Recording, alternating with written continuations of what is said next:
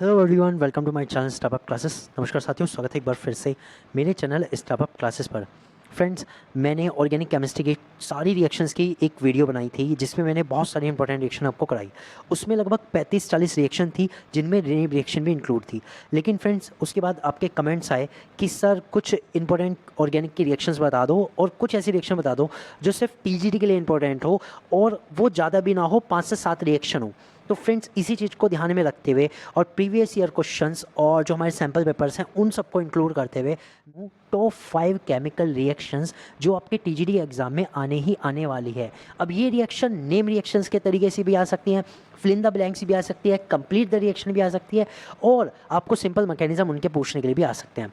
तो फ्रेंड्स, इस वीडियो में हम पढ़ने वाले हैं top 5 deadly combo of the chemical reactions जो आपके एग्जाम में आएंगे। ये रिएक्शंस में सबसे इंपॉर्टेंट है हमारी वुड्स रिएक्शन जो हम पहले नंबर पे करेंगे। सेकंड नंबर पे हम करने वाले हैं कॉल्वेज इलेक्ट्रोलाइसिस। थर्ड नंबर पे करने वाले हैं विलियमसन सिंथेसिस। फोर्थ नंबर पे आएगी फिडेलक्राफ्ट, दोनों पार्ट, एल्किलेशन भी और एसाइलेशन भी। और फिफ्थ आपके लिए सरप्राइज होने वाली है, तो उसके लिए वेट कीजिएगा और देखना फिफ्थ कौन सी है, वो भी आपके लिए बहुत इंपॉर्टेंट होने वाली है। तो फ्रेंड्स, बने रहेगा वीडियो में। वीडियो अच्छी लगी होगी तो लाइक जरूर कीजिएगा और वीडियो को एंड तक देखिएगा क्योंकि फिफ्थ रिएक्शन भी आपके लिए सबसे ज़्यादा इंपॉर्टेंट होने वाली है। चलिए फिर शुरू करते हैं नंबर 1 से।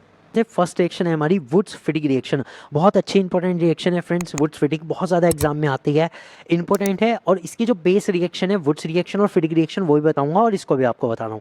तो वुड्स और फिटिग रिएक्शन में क्या होता है फ्रेंड्स, इसमें एक होता है हेलो एल्केन्स और एक होता है हेलो एरीन्स और इन दोनों की आपस में ये कपलिंग रिएक्शन है into the presence of sodium. Sodium की प्रेजेंस के साथ इनकी कपलिंग रिएक्शन है ये।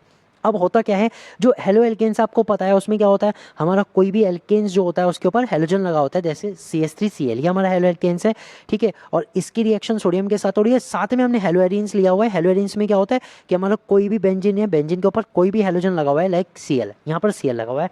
हमने ये क्या रहा है कि हमने हेलोजन को सेम रखा है, ओके। अब यहाँ पर क्या होगा कि जो सोडियम होगा वो इन दोनों Cl को हटा देगा, दैट इज ट्वाइस NaCl बना लेगा, अलग हो जाएगा।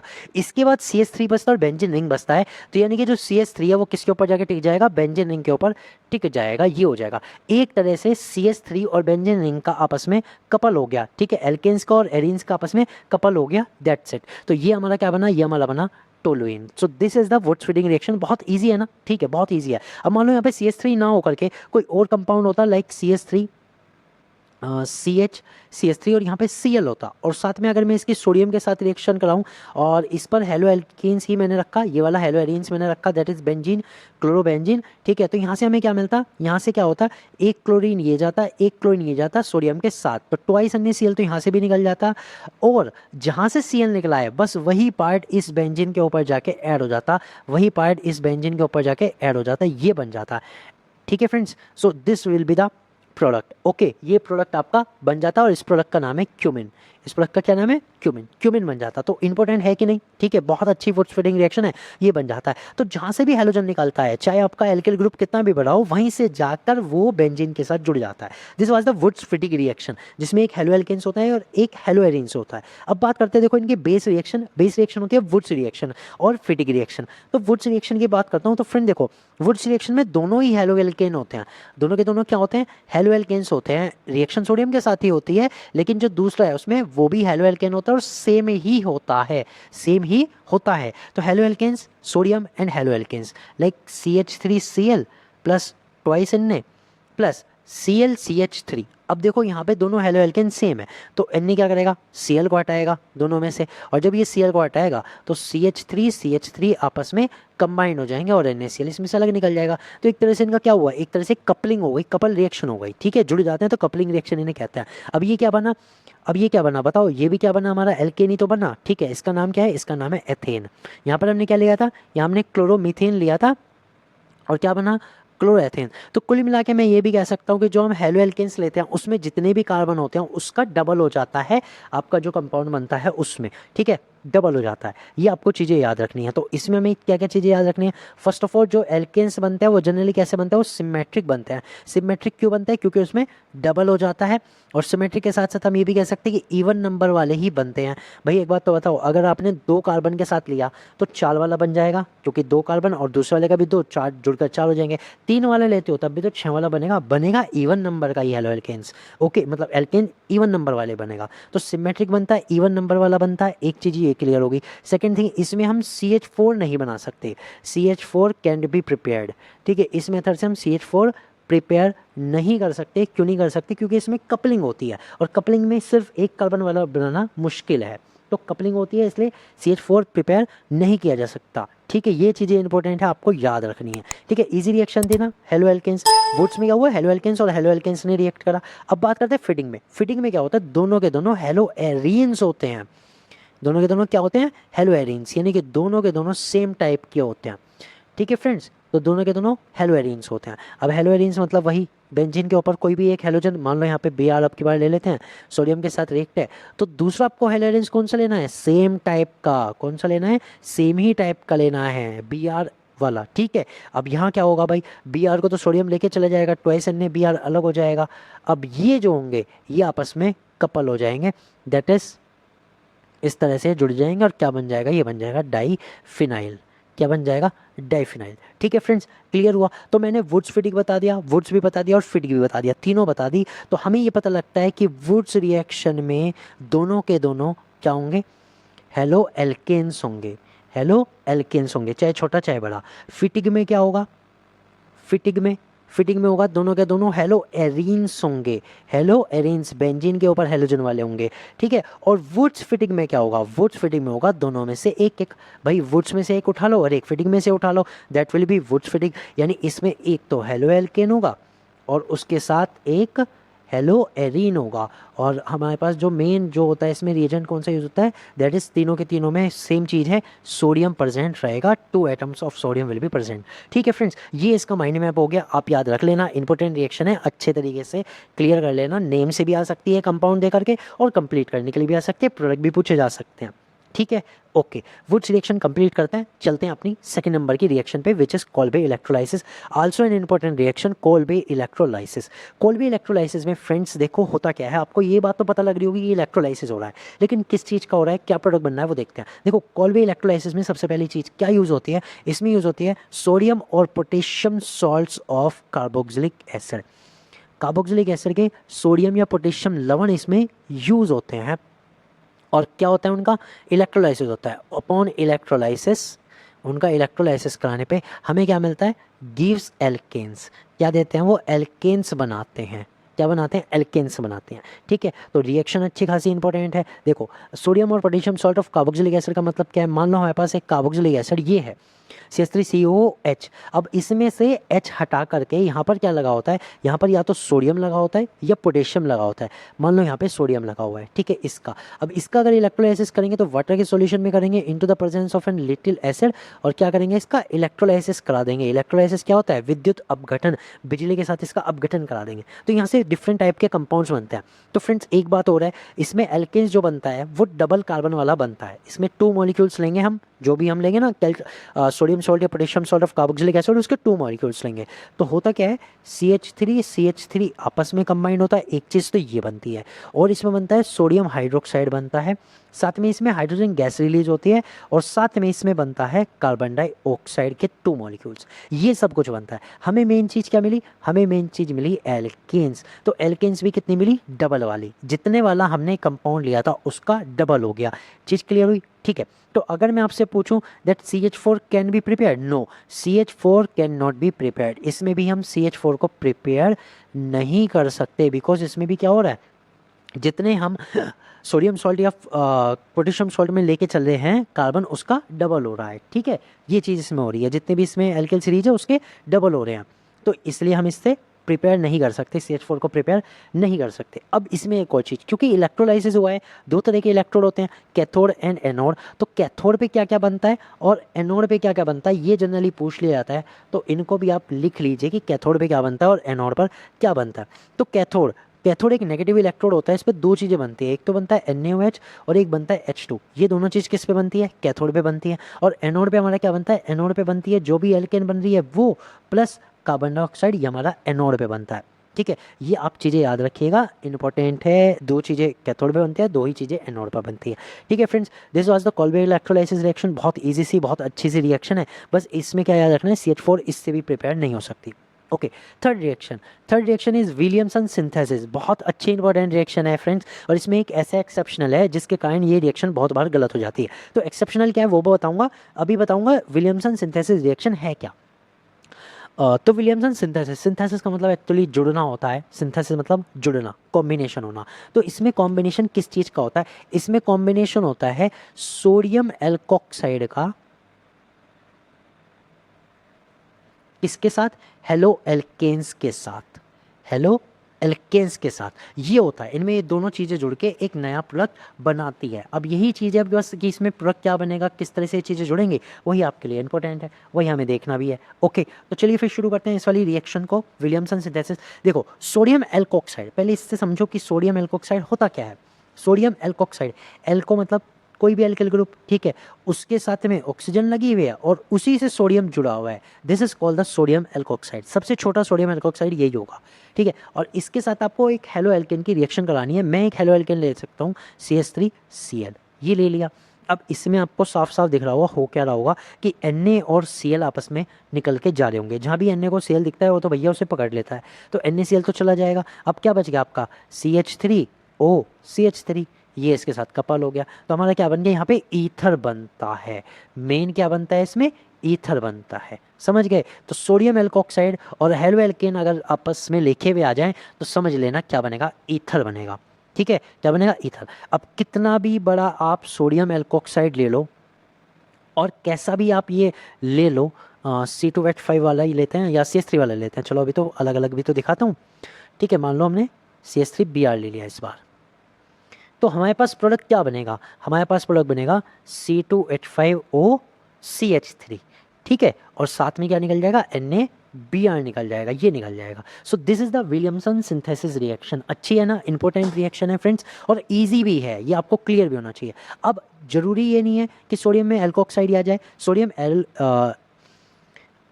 सोडियम का एरिल वाला भी आ सकता है, लाइक ये वाला भी आ सकता है। अब इसमें अगर आप हेलो एल्केन की रिएक्शन कराओ, मान लो C2H5Cl के साथ कराओ, तो क्या बनेगा बताओ, तो क्या बनेगा। अब की बार क्या होगा, बेंजीन के ऊपर जो सोडियम है ऑक्सीजन वाला, सोडियम तो हट जाएगा, उसकी जगह C2H5 जुड़ जाएगा, बस इतनी सी बात है, ठीक है। और NaCl इसमें से निकल जाएगा। तो ये क्या बना, ये बना ethoxy benzene.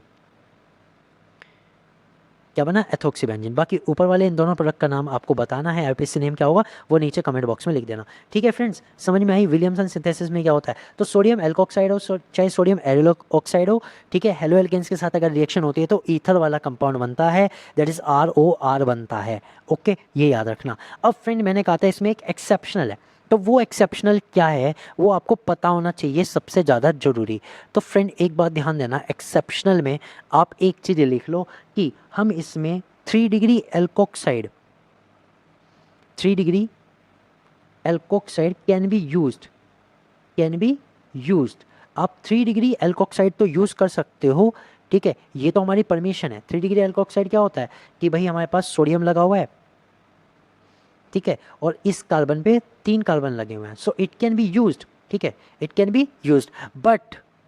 But 3 degree halo alkanes can not be use. आप इसके साथ 3 degree halo alkanes can not be used, ये यूज़ नहीं कर सकते, यानी कि आप ये वाला कंपाउंड इसमें यूज़ नहीं कर सकते, ठीक है। अब ये वाला कंपाउंड क्यों यूज़ नहीं कर सकते, इसका रीज़न समझना है, ठीक है। मतलब कि ये नहीं है कि मैं ये कह रहा हूँ कि एल्कोक्साइड के साथ ही 3 डिग्री हेलो एल्केन्स यूज़ नहीं कर सकते, नहीं, 3 डिग्री हेलो एल्केन्स यूज़ ही नहीं कर सकते, चाहे आपके साथ सोडियम एल्कोक्साइड कोई सा भी हो, 3 डिग्री वाला हो, 2 डिग्री वाला हो, कोई सा भी हो, उसके साथ कुछ भी यूज़ कर सकते हो, 3 डिग्री हेलो एल्केन्स यूज़ नहीं कर सकते, ये इसका रिस्ट्रिक्शन है। तो 3 डिग्री हेलो एल्केन्स होता है CH3C CH3 CH3Cl, ये हमने ले लिया। और इसके साथ ना हमने सिंपल वाला एल्कोक्साइड लिया, सिंपल वाला लाइक CH3ONa, ये ले लिया।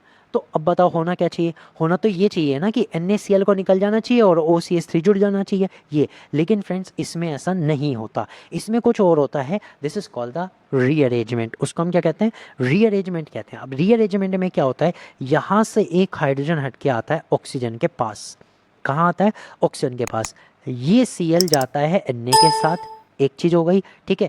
अब जब हाइड्रोजन हट गया, Cl भी हट गया, तो इन दोनों कार्बन के बीच एक एक इलेक्ट्रॉन्स आ गए, ठीक है। एक एक इलेक्ट्रॉन्स आ जाएंगे कि नहीं आ जाएंगे, समझ रहे हो क्यों भाई? जब Cl एक इलेक्ट्रॉन लेके जाएगा सोडियम के साथ, चला गया, एक इलेक्ट्रॉन छोड़ जाएगा इसका अपना। CH3 में से एक हाइड्रोजन चला गया, वो एक इलेक्ट्रॉन छोड़ जाएगा। तो यहाँ पर एक एक इलेक्ट्रॉन जब इन पे हो जाएगा, ये क्या बनाएंगे आपस में?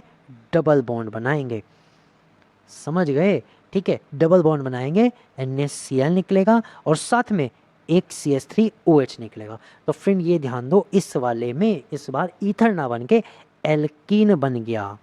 क्या बन गया? एल्कीन बन गया और एल्कोहल बन गया। सो दिस इज द एक्सेप्शनल। ये इसमें हमारे पास क्या है? एक्सेप्शनल रिएक्शन है, जो एग्जाम में बहुत बार मिस्टेक कराती है।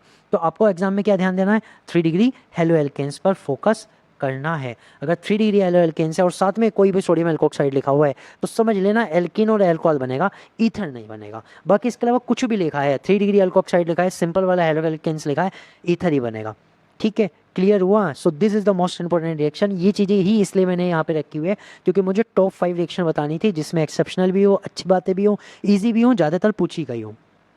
ओके, बात करते हैं फोर्थ रिएक्शन की, विच इज फिडेलक्राफ्ट एल्किलेशन और फिडेलक्राफ्ट एसिलेशन।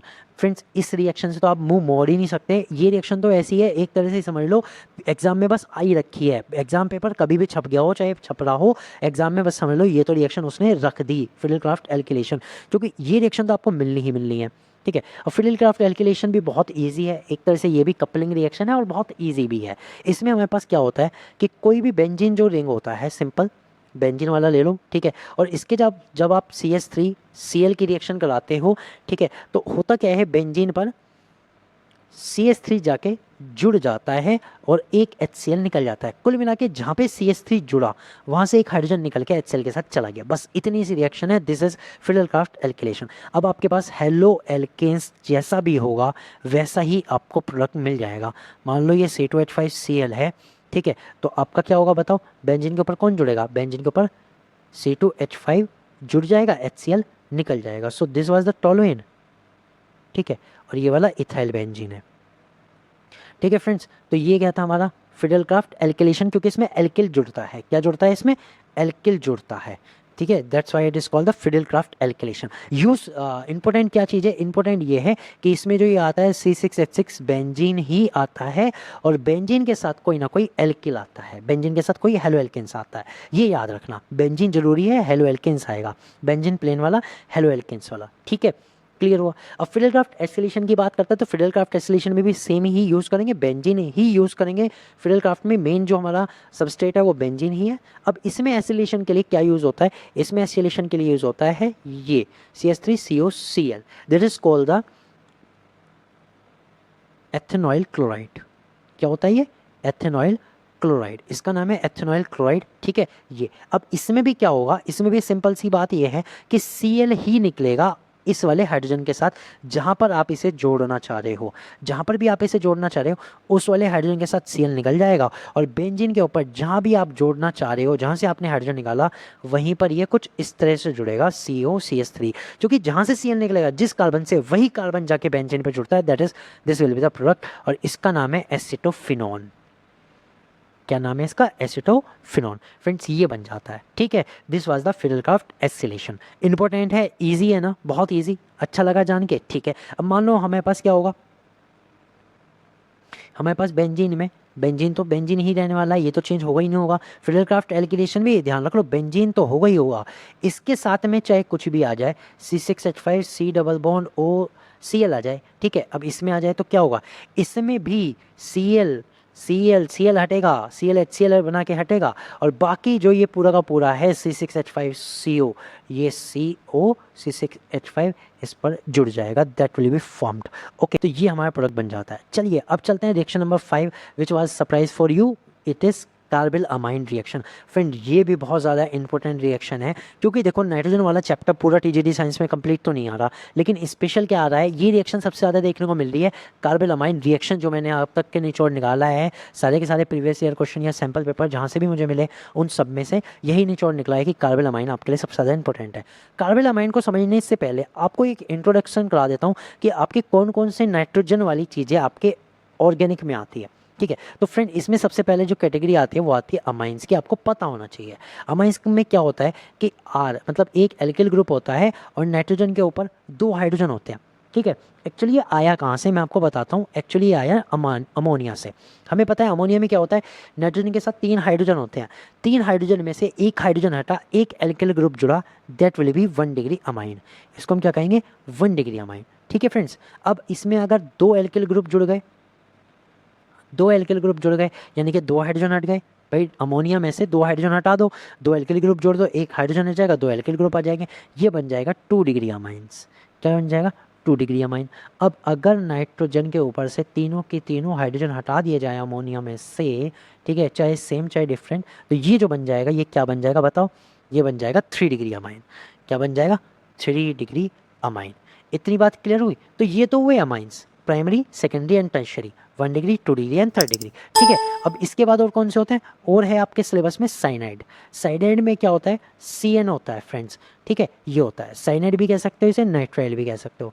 तो ये CN वाला ग्रुप होता है। ठीक है, साइनाइड में क्या होता है, CN ये ग्रुप होता है। कार्बन और नाइट्रोजन के बीच ट्रिपल बॉन्ड है। ठीक। एक और आता है फ्रेंड, उसे हम कहते हैं आइसोसाइनाइड और कार्बिलमाइन। आइसोसाइनाइड और carbylamine, that is N triple bond C, ये आता है। ठीक है। अब इसमें ध्यान दो, इसमें आप कहोगे सर एक बात तो बताओ कि ये जो NC है, ठीक है, NC है, इसमें कार्बन की बैलेंसिंग कैसे हो रही है। तो इसमें जो होता है ना, नाइट्रोजन कार्बन को पूरा का पूरा लॉन पेयर दे देता है अपना। ठीक है, इस तरह से बैलेंस हो रहा है। तो ये NC है कार्बिलमाइन, और इसी को NC वाले को दैट इज आइसोसाइनाइड को ही कार्बिलमाइन कहते हैं। और इसको शॉर्ट में कैसे लिखा जाता है, NC ऐसे लिखा जाता है। ठीक है। और इसी की हमें रिएक्शन देखनी है, यानी इसी का प्रोडक्ट बनाना है, इसी से मिला के प्रोडक्ट बनाना है। ओके, क्लियर हुई बात, हाँ या ना, पक्का। ठीक है फ्रेंड्स, तो आई होप कि ये तो बिल्कुल क्लियर हो गया होगा। ठीक है, चलो रिएक्शंस देखते हैं। तो रिएक्शन में एक्चुअली क्या होता है, इसमें मैं आपको लिख के बताता हूँ। देखो सबसे पहले इसमें क्या होता है कि जो एलिफेटिक है, एलिफेटिक 1 डिग्री अमाइन यूज होता है, या फिर एरोमेटिक 1 डिग्री अमाइन यूज होता है। मतलब आप कोई सा भी यूज़ कर सकते हो, चाहे एरोफेटिक वाला चाहे एरोमेटिक वाला, कोई सा भी 1 डिग्री अमाइन यूज़ कर सकते हो। किसके साथ रिएक्शन होती है, विद CHCl3। CHCl3 कौन है ये, क्लोरोफॉर्म के साथ रिएक्शन। ठीक है, इसकी रिएक्शन किसके साथ होते थे, chloroform in the presence of alcoholic KOH, into the presence of alcoholic KOH की प्रेजेंस में रिएक्शन होती है। ठीक है, इसकी प्रेजेंस के बाद जो आपका प्रोडक्ट बनता है इस रिएक्शन में, वो क्या बनता है, कार्बिल अमाइन। क्या बनता है, कार्बिल अमाइन वाला प्रोडक्ट हमें मिलता है। ठीक है फ्रेंड्स, चलो रिएक्शन देखते हैं। देखो हमने क्या लेना है, एलिफेटिक अमाइन लेना है, 1 degree aliphatic amine, that is RNH2 हमने ले लिया। इसकी रिएक्शन करानी है क्लोरोफॉर्म के साथ, CHCl3 के साथ इसकी रिएक्शन हो गई। साथ में क्या लेना है, साथ में लेना है एल्कोहलिक KOH। तो KH ले लिया किसमें, एल्कोहलिक में। ठीक है, तो इससे आपको क्या मिल रहा है, इससे आपको मिल रहा है RNC, ये आपको मिल रहा है, दैट इज क्या चीज़ है ये, कार्बिल अमाइन। क्या मिल रहा है, कार्बिल अमाइन। और बाकी आपको क्या मिलेगा, बाकी आपको एक तो मिलेगा H2O, साथ में मिलेगा KCl। ठीक है, ये सब आपको साइड प्रोडक्ट मिल जाएंगे। ठीक है फ्रेंड्स, क्लियर हुआ। बाकी रिएक्शन बैलेंस करोगे तो आपको ये सारी चीज़ें क्लियर हो जाएंगी। ठीक है, okay. So this was the reaction of carbyl amine reaction है, इंपॉर्टेंट रिएक्शन है फ्रेंड्स। अब R की जगह आप C2H5 रखो, C3H6 रखो, कुछ भी रख लो, आपकी मर्जी है। मतलब C3H7 रख लो, कुछ भी रख लो, ये आपकी मर्जी रहेगी। तो KOH और KH के साथ अब आपको ये प्रोडक्ट बनाना है और ये रिएक्शन आपको कंप्लीट करनी है। कंप्लीट द रिएक्शन, ये रिएक्शन आपको कंप्लीट करनी है। NH3 नहीं है, NH2 है। ओके, खैर, तो ये सारी की सारी रिएक्शन जो थी फ्रेंड्स बहुत ज़्यादा इंपॉर्टेंट थी आपके लिए, मैंने बता दी। इंपॉर्टेंट है, करना जरूर, और करने के बाद इस रिएक्शन को कंप्लीट करने के बाद मुझे भेजना। ठीक है, और वीडियो कैसी लगी, अगर अच्छी लगी है तो लाइक कर देना। इसी तरह की धमाकेदार वीडियो आपके लिए आती रहेगी। चैनल को कर लीजिए सब्सक्राइब। मैं मिलूंगा आपसे अगली वीडियो में, तब तक के लिए good bye, see you next time.